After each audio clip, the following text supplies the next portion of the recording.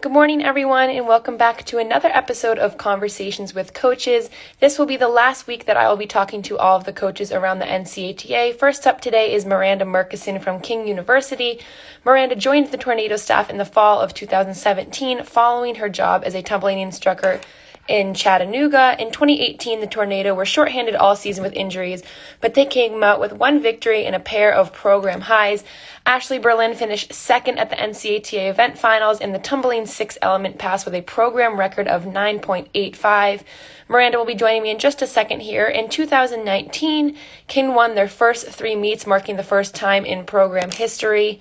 The Tornado defeated in the season opener, their first win over the Battlers in program history. Prior to that, King participated in two meets, topping 10th ranked Limestone in the season opener before defeating Belmont Abbey in this past season. The three Tornado seniors were selected All-Conference Carolinas following the cancellation of the season due to COVID-19.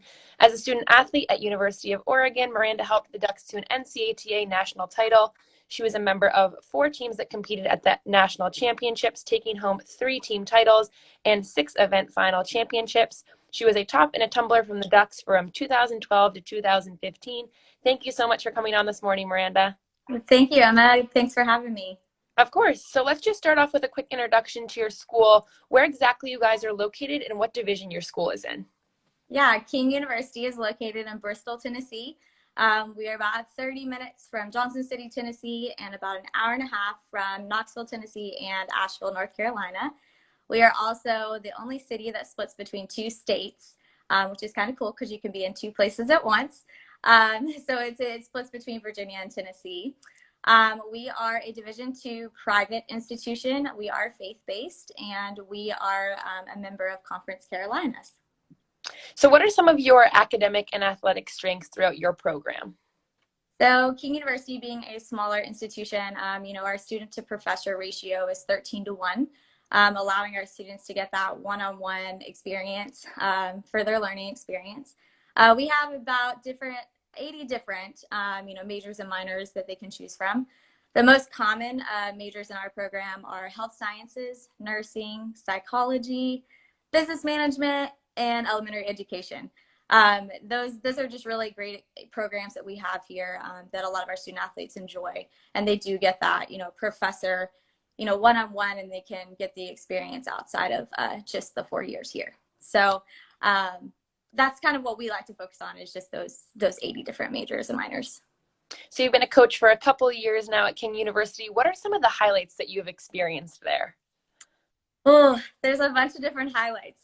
For me, since I started in 2017, we've really liked to focus on our core values and building a program.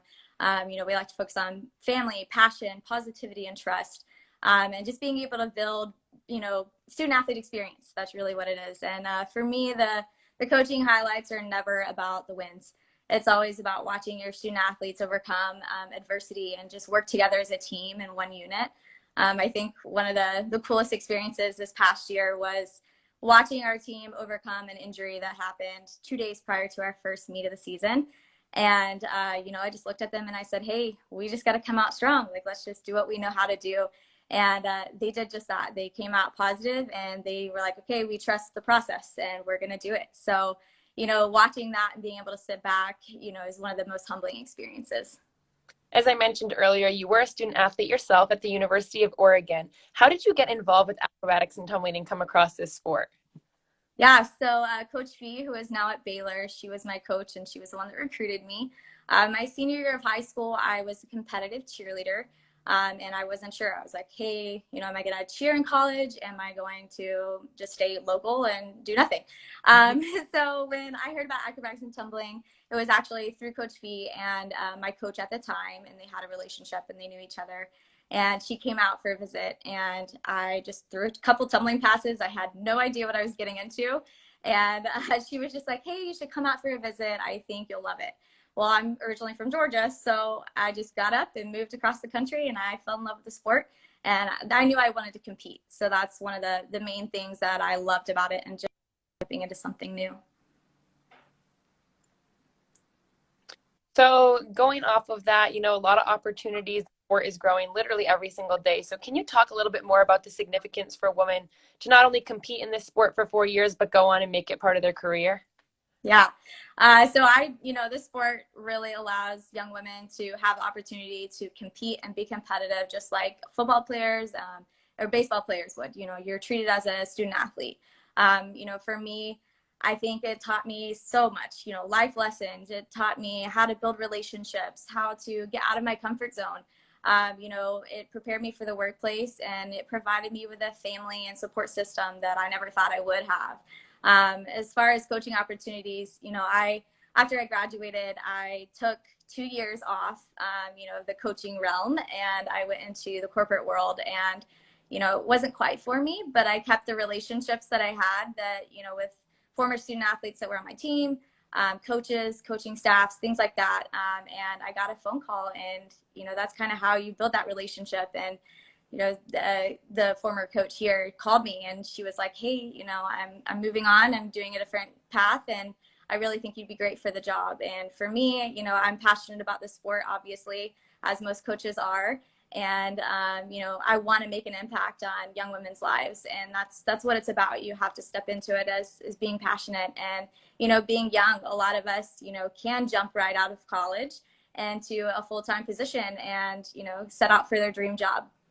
So one more question. What do you hope for the future of the program of King Acrobatics and Tumbling? Yeah, that's a good one. We always hope to continue building our program and providing a positive atmosphere for our student athletes and prospective student athletes to call home. Through each of those things, I really think that we continue to be competitive, reach our goals, and hopefully compete for conference championships and national championships in the future. Thank you so much, Miranda, and thank you to everyone for tuning in to another episode of Conversations with Coaches. Up next, tomorrow morning at 10 a.m. Eastern Standard Time will be Marianne Powers from Quinnipiac University. I'm Emma Carmen, and remember, if you can't tune in live to our Instagrams, all of these videos will be on our social media at Twitter, YouTube, and Facebook.